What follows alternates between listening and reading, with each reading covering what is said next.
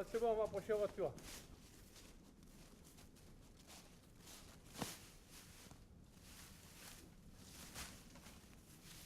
C'est plus facile qu'après la tempête. Hein. Parce qu'il n'y a pas de grand-père. Hein. À part cette poubelle là. Je dis pas les mecs. Hein. Ça y va?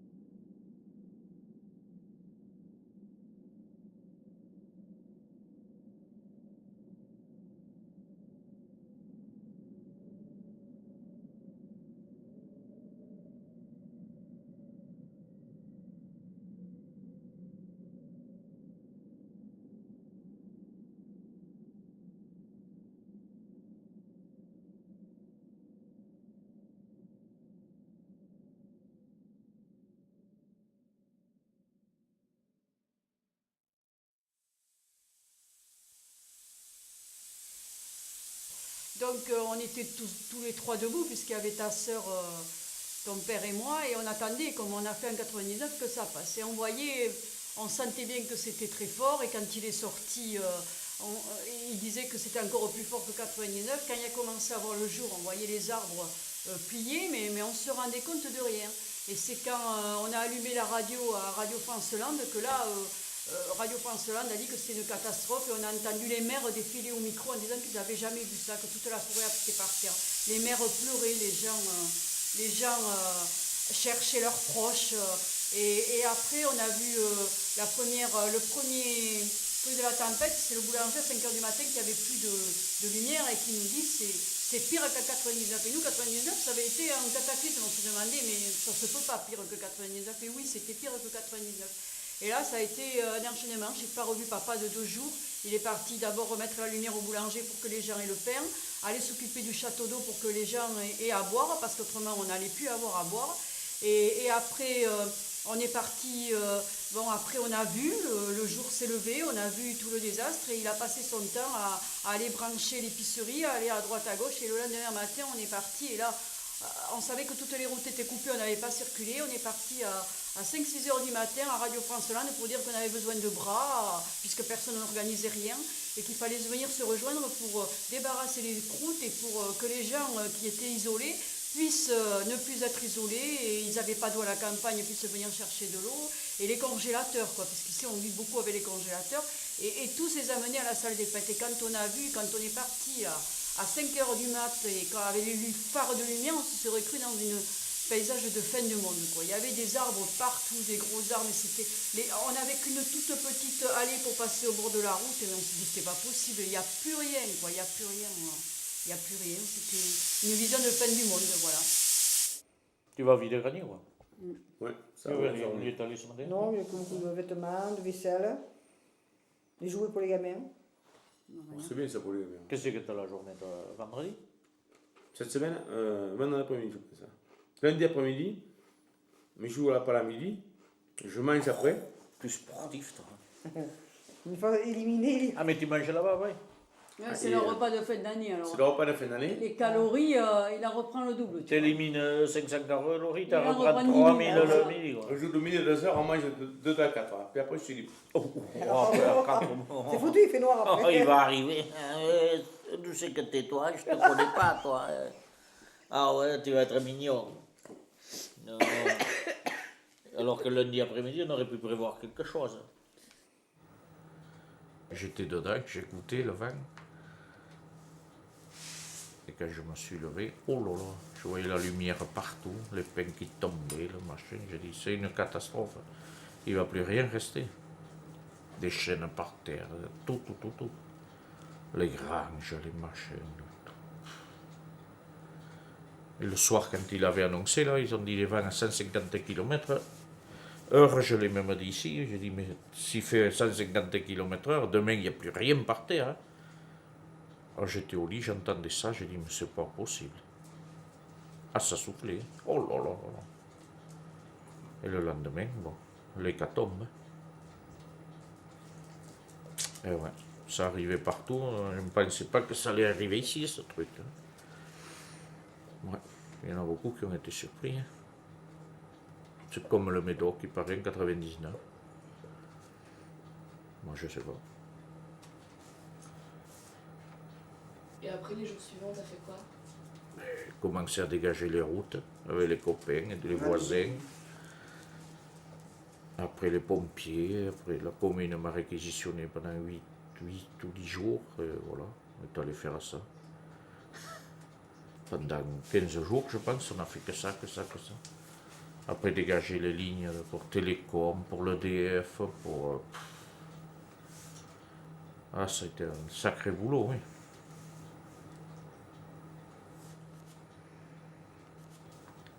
Je voulais savoir, est-ce que tu peux nous raconter ta rencontre avec Jean, avec mon père?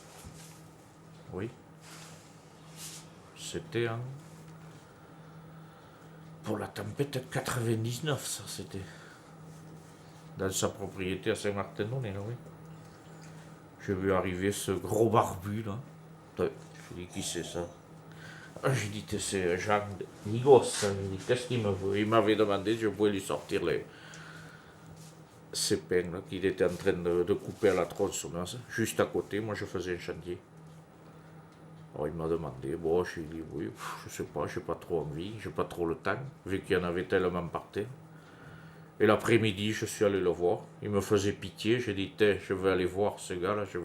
Comme je suis à côté, je lui ai dit, non, bon, je vais aller lui faire. Et c'est là qu'on a fait la connaissance depuis. Depuis, on a toujours été copains. Ça fait 10 ans, pareil. Ouais. Et voilà. Alors, pour la tempête, il avait du bois par terre. Je suis allé lui faire, comme ça. Ça a créé une amitié. Et voilà. Les tempêtes, des fois, font de bonnes amitiés. Quoi.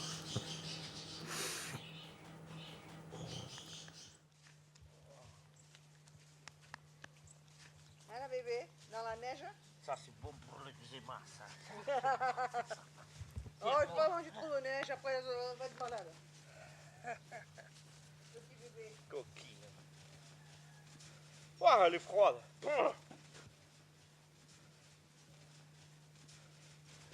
Femme de loup.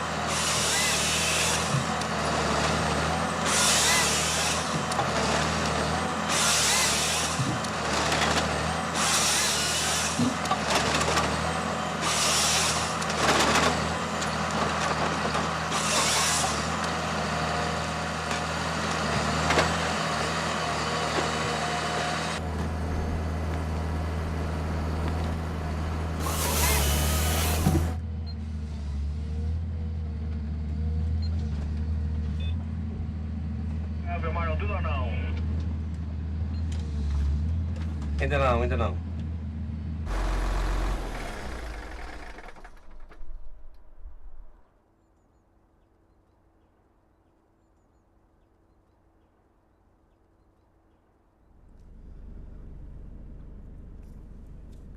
¿Y cómo conoces los otros, los portugueses o el rumano?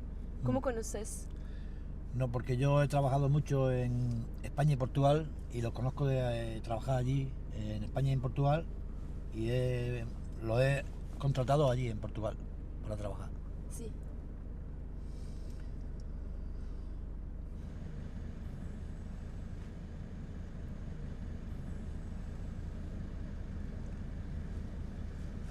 ¿Y regresas en España? Viernes. ¿Cuándo? ¿Cuándo? ¿Tiempo? ¿Cuánto tiempo? Sí. ¿Quedas aquí o...? ¿Pero cuándo? ¿Siempre o ahora fin de semana o cómo? No, Siempre, tenemos aquí, cuando acabemos todo el trabajo que tenemos, sí, regresamos otra vez a España. sí. Ahora todavía tenemos aquí mucho trabajo y cuando acabe Sí. vamos otra vez a España a trabajar. ¿Sabes Nosotros cuándo? ayer, ¿eh? ¿Sabes cuándo? No, cuando se acabe, no sabemos cuándo. ¿Dónde está tu padre? Tu padre lo viene ahí ahora. ¿Dónde está? Está aquí. ¿Está trabajando ahí? Sí. Que viene a grabar a la televisión Ah, vale. ¿sabes? Él no viene ahí ahora. ¿Ya ha acabado ahí? Está casi terminado ahí. Ah, vale.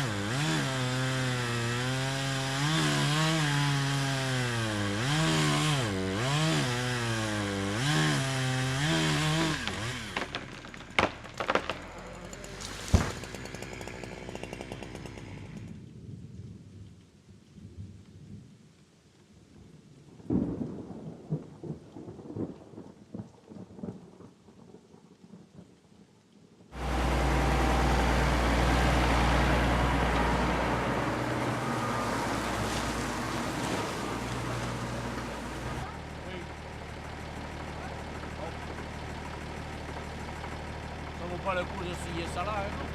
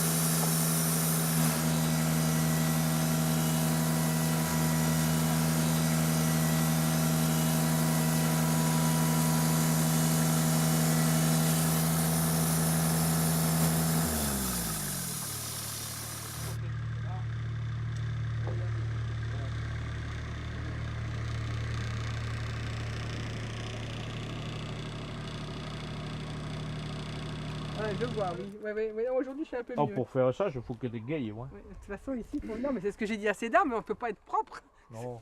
Vous sortez, vous êtes dégoûtant au bout de 5 minutes. Combien vous en fallait de piquer le 15? On en fait de joli, là. Tout dans le sang là, il faut. Là, on est fait là, le 15 à 15. Ah oui, Et là, il y en a un de 15 et 15 à 3,50. ça, je sais plus ce que je fais avec ça. Je sais pas. Mais enfin, avec mon bon sens, c'est ce que j'entends. Au départ, pas grand monde n'est venu. Petit à petit, on a vu arriver un certain nombre de pays d'Europe. Là, il y a une accélération d'enlèvement du bois qui est colossale. Donc, les gens se sont dit, ah, on va attendre, à 1 euro la tonne, ça vaut le coup. Sachant que le bois transformé vaut dans les 300 euros au mètre cube. Donc, il y a, comme souvent, comme toujours, le producteur n'est pas le gagnant. Alors, donc, tous les exploitants de bois d'Europe sont là. Non seulement l'Europe, mais on envoie du bois en Chine. Et on m'a dit qu'on avait envoyé du bois à ce prix en Suède, bien sûr, en leur payant le transport. Donc les fameuses primes dont on a entendu parler, que le gouvernement ne libérait pas, que ci, que là, elles sont vraisemblablement pour les transporteurs.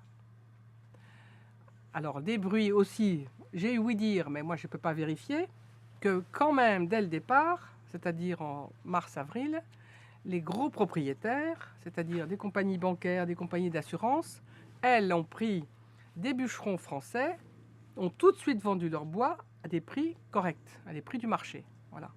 Et après, les petits qui n'avaient pas les moyens de faire exploiter, ils ont attendu. Et là, les syndicats, les ci, les là, tout le monde a fait baisser les prix sous prétexte qu'il y en a une quantité phénoménale. Bon, c'est clair. Mais en même temps, on a déjà eu un précédent en 99, on s'est conservé le bois.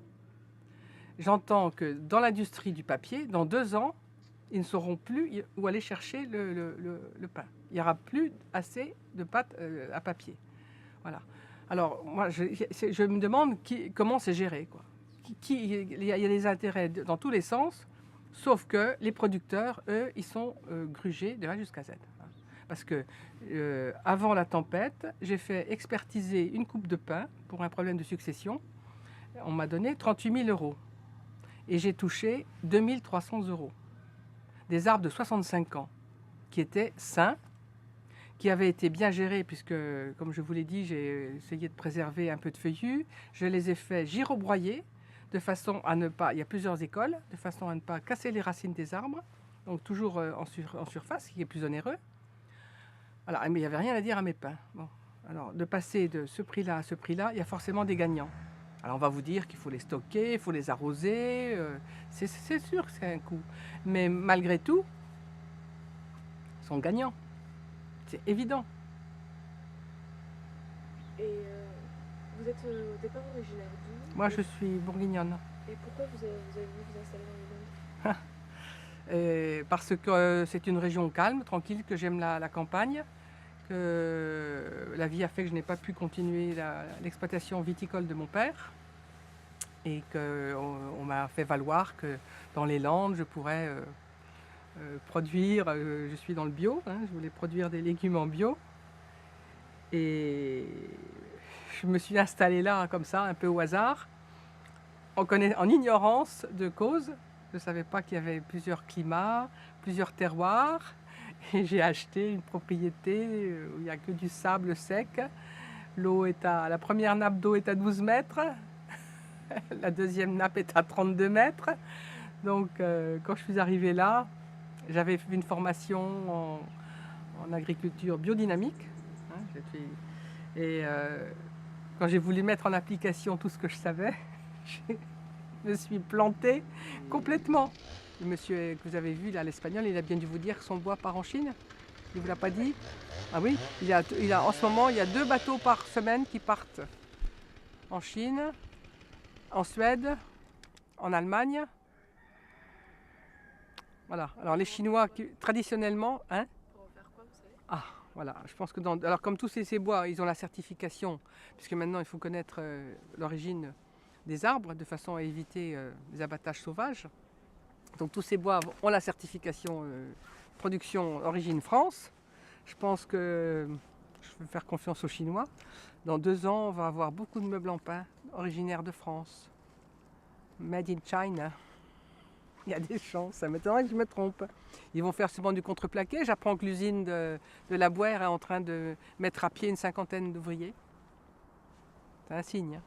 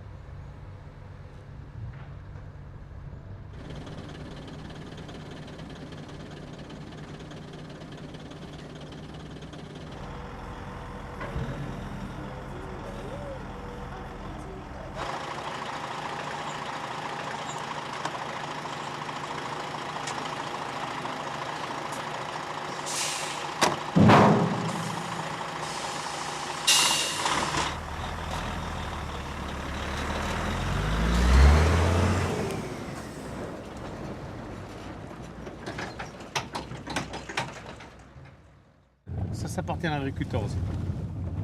Les gros tas de bois là? Ouais, ils les ont coupés là, tu vois pas? Mais avant, tu avais des pins. Là, t'as plus rien dans la parcelle. Comme là, regarde, là, il n'y a plus rien. Derrière, t'en as plus aucun. Après les petits pins, là-bas, il n'y a plus rien. Et là, c'est les Tchèques, les Espagnols qui ont travaillé, ceux-là. Et en bas, il y avait des Tchèques. Parce qu'ils nous ont envoyé le renfort de l'Europe, autrement, comme les Français, on est feignants. Alors, je sais pas, mais ils ont dû partir.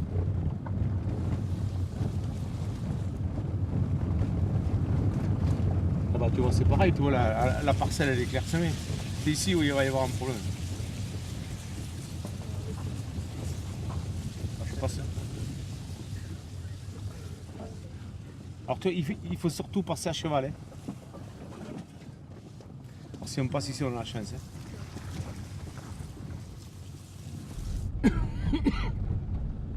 Ah, tu vois, il y a des petits pins encore qui ont été plantés en arrière. Là, si tu veux, tu as un chiffre. Là, c'est les dimensions de la pile. 24 m 88 par 365 par 230. Et normalement, Après, t'as la date là. CAFSA, c'est-à-dire que c'est la coopérative agricole, c'est ce qui a coupé. Tu vois, c'est la longueur 230. Ça, c'est pour le marchand, le transporteur. Et en dessous, c'est le propriétaire, 112 052. Tu comprends? Et toi, c'est quoi ton chiffre? Hein? C'est quoi ton chiffre de propriétaire? Je sais pas, il reste encore des piles qui sont pas levées, c'est peut-être marqué dessus. Mais dans ce cas, pourquoi il Et marque prends-la toute parce qu'il n'y a plus rien. Regarde, regarde, à l'extérieur, t'as plus. Je veux faire demi-tour, comme ça tu seras bien obligé de prendre les images que je veux. Tu vas voir, je vais t'avoir. Oui. Alors tu vois, alors, des fois, comme celui-là, c'est la CAFSA qui a coupé, c'est le même propriétaire, hein, c'est M. Sévé apparemment. Et ça va partir au train. Ça va partir à papeterie. Parce que ça c'est du bois normalement d'œuvre, des billons si tu veux. Mais comme ils sont trop vieux, pop, il est de classe, il est vraiment à la papeterie.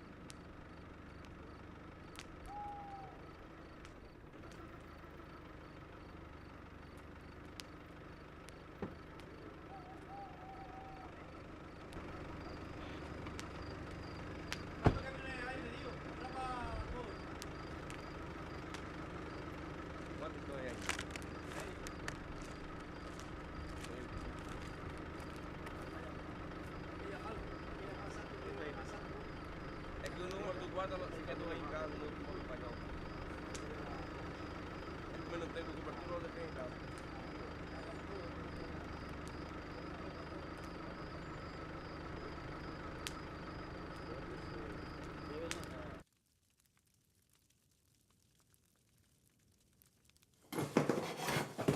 Et une fois que tu as su que tu avais des parcelles, tu as fait quoi?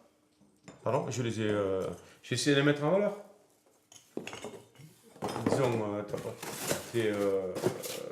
on voulait me les acheter les parcelles. Donc, il y a beaucoup de candidats quand ça arrive comme ça, mais après, bon, j'ai fait ça à ta mère, ta grand-mère, on a nettoyé les parcelles pour les mettre en valeur, pour que les bois prennent de la valeur.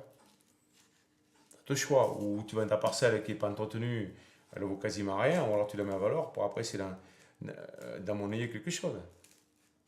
Et alors, comment tu as fait pour les mettre en valeur? Eh ben, il faut les nettoyer. Si tu veux les arbres, si tu veux, c'est des pins qui sont poussés naturellement. Donc, maintenant, tu peux planter ou semer des pins si tu veux.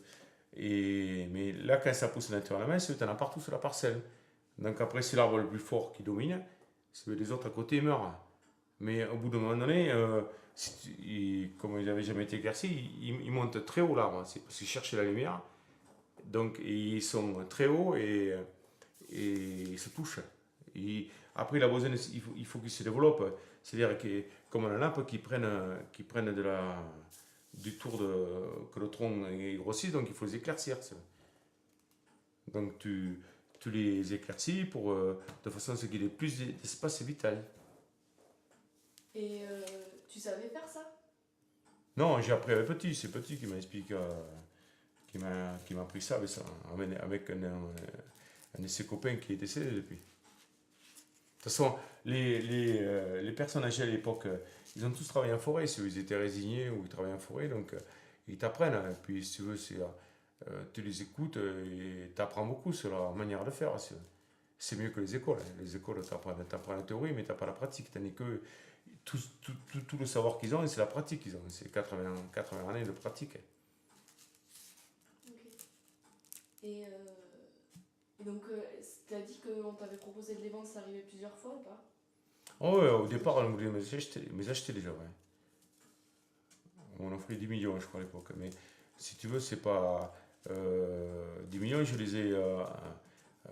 Rien qu'en mettant en valeur les propriétés, j'ai ramassé déjà 10 millions. Facile. Rien que. Parce que tu éclaircis les bois, si tu veux, mais tu vends les bois. Donc après, tu ramasses la valeur des bois que tu revends. Et après, si tu veux, moi j'ai pris les parcelles, tu vois, il y a des morceaux que. Bon, nous on était en route, si tu veux, donc j'ai acheté ces parcelles-là, tu vois. Avec ta mère, on a acheté des parcelles pour faire pour relier les morceaux. J'ai changé ce morceau avec les deux morceaux en jaune avec la dame et je lui ai donné un morceau rose que j'avais à côté, moi. C'est pour essayer de faire un morceau continu. Ça, je suis arrivé à faire un morceau de 8 hectares, à l'autre de 4 hectares, à l'autre de 3 hectares. Ou un peu plus. Bon, mais tant que tu es petit propriétaire, tu n'as pas le choix. Tu es bien obligé de faire à la vie une propriété, c'est sa vie. Donc tu l'agrandis, donc tu essayes de faire un seul morceau, et après, elle se négocie beaucoup mieux. J'aurais pu la vendre il y a 3 ans, je crois, c'est ça. Et 50 000 euros aussi. Mais rien que le morceau de 8 hectares. J'aurais mieux fait d'ailleurs, parce que maintenant j'ai plus rien. Mais en fait, c'est comme ça. Et pourquoi tu l'as pas vendu à ce moment-là? Ouais, parce que ça fait toujours mal au cœur. J'y ai passé du temps sur ces parcelles. Et puis, bon, je voulais vous transmettre un bien qui serait quand même. Ça peut vous aider. Bon, mais là, avec la tempête, c'est pas le cas, puisque la tempête a tout rasé.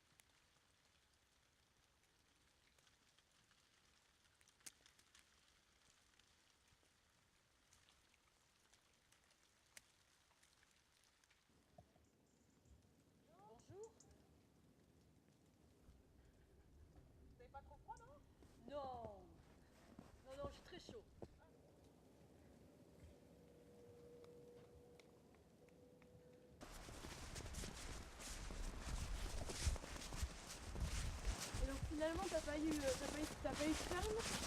Et est-ce que, par exemple, avoir des fermes, c'est une compensation? Qu'est-ce que ça représente Pas pour du- toi? Non, pas du tout. C'est pas du tout une compensation. C'est parce que le projet est arrivé après qu'on sache qu'on est les pères. Les pères, c'était surtout pour Jean, pour mon mari, c'était très important. Donc du coup, moi j'ai suivi. Et en plus, c'était pour vous transmettre après quelque chose. Donc la suite de ce qu'on lui avait donné. Donc pour moi, ce n'est absolument pas une compensation, hein, parce que ce n'est pas moi qui fais le travail. Et c'est important ou pas? Vu que c'est important pour Jean, c'est important pour moi, vu que pour lui ça a une grande importance dans sa vie. Voilà, je n'ai jamais été contre cela. Et puis bon, on était content quand même. Il était content d'exploiter sa forêt, de l'avoir rendu à récupérer comme on l'avait eu à l'état de forêt sauvage, de l'avoir exploité, de l'avoir cultivé, de l'avoir soigné. Et puis tout ça c'était pour vous, donc ce n'est pas une compensation pour moi, c'était pour lui, pour son équilibre à lui.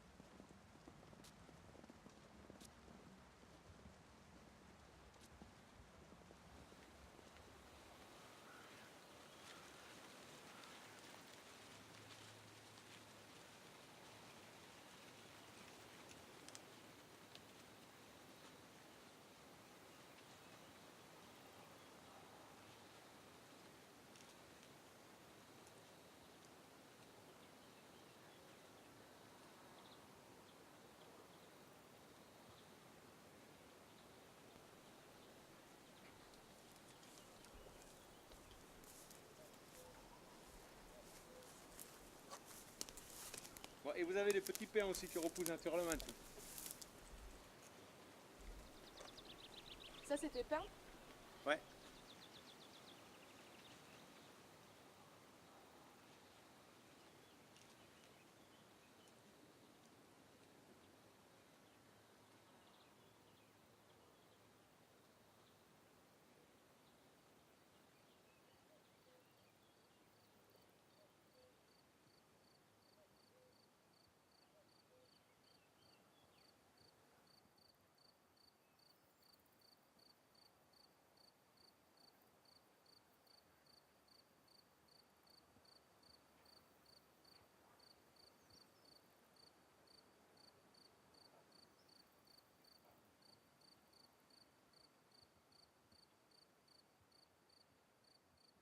Alors, oui.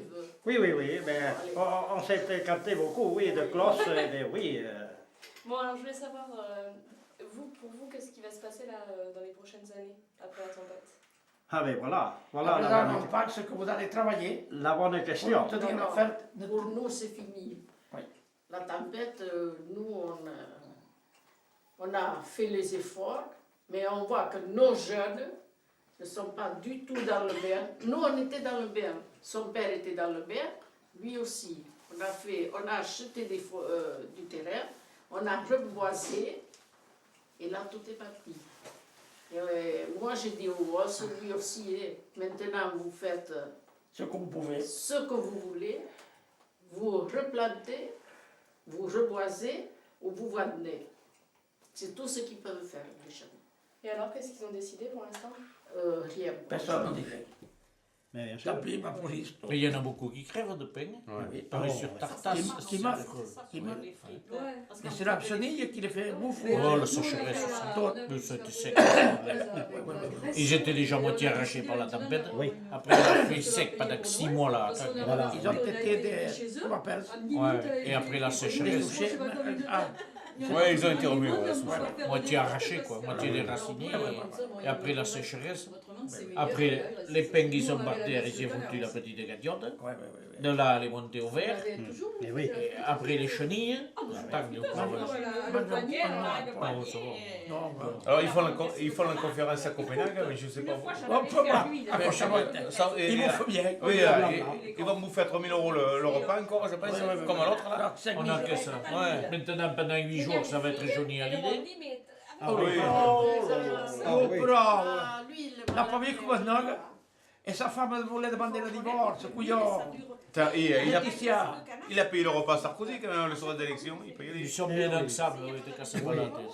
C'est le plus mauvais français qu'il puisse y avoir, puisqu'il ne paye pas d'impôts, nom de Dieu, il est allé cacher ses millions de... Moi, je vais essayer de me récupérer Laetitia, toujours. Après, Bon, attends, je te la laisse. Elle coûte cher. Hein. Ah, mais elle va avoir du pognon. Hein. Ah oui, tu m'étonnes. Bon, oui. Et tu vois le compte en banque. Non, mais le sien, il va être gros. Mais ouais, il faut la cheville verte, je pense. Bah, il va crever Sarkozy. Ah bon? Je crois qu'il a trop de poules, t'as pas vu comme il est maigre? Il a le nez coulon. Non, il a un problème Encore? Ah oui? Ah oui? Ils te l'ont mis au régime. Hein. Attends, oui. Ils te l'ont mis au régime. Depuis cet été? Ouais, c'est ça. Ouais. Et t'as pas remarqué, il a perdu je sais pas combien de kilos. Ouais. Ouais, puis sans que je Oui, elle est bien. Mais enfin, je vois que les rides, elles se marquent de plus en plus. Ouais. Et puis Il y a quelque chose. sa jument, là, il faut la fournir aussi. Aussi. Putain, mais il est pas le seul à la fournir. Hein. Oui, mais il passe pas tout dessous. Non, non, non, pas. Un président de la République, ça n'a pas le droit d'être cocu. Ah bon? Mais elle est d'occasion, de toute façon. Oui. Et il a dit, Fernandel, si t'es cocu, c'est parce que t'as une femme qui est belle. Hein? Et alors, tu parles, il en a eu 3. Toutes les occasions, elles ont été. Et dis donc, c'est pas évident d'attraper une. Je fais toujours avec la même, moi. Toi aussi, Jean?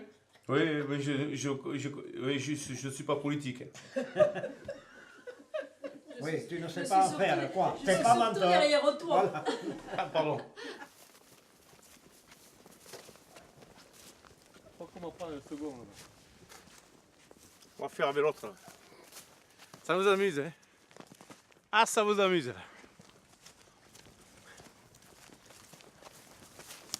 Alors, Sophie, t'as voté pour lequel? Celui-là. Celui-là, là? Ouais. Tu te rends compte, l'eau est polluée, là.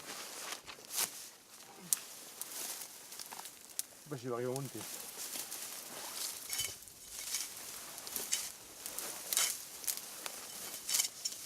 Bon, on y va? C'est pas facile, hein, vous vous faites faire un boulot extraordinaire. Hein.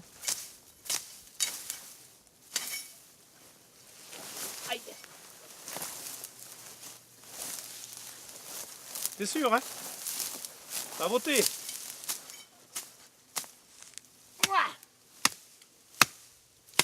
Là.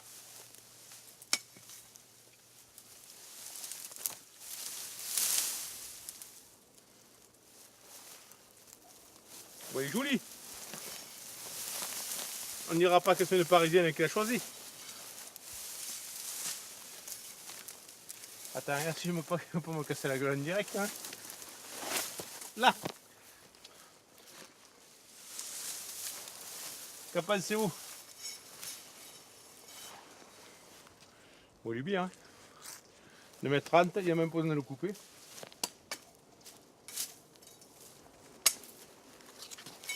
Et boulot. C'est pourquoi ça? Hein?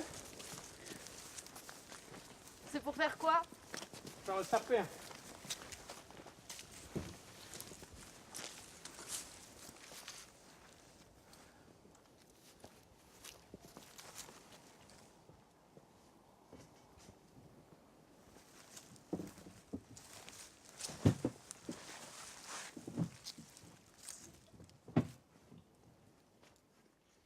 Allez, arrête, il va faire nuit. On va le mettre à l'envers.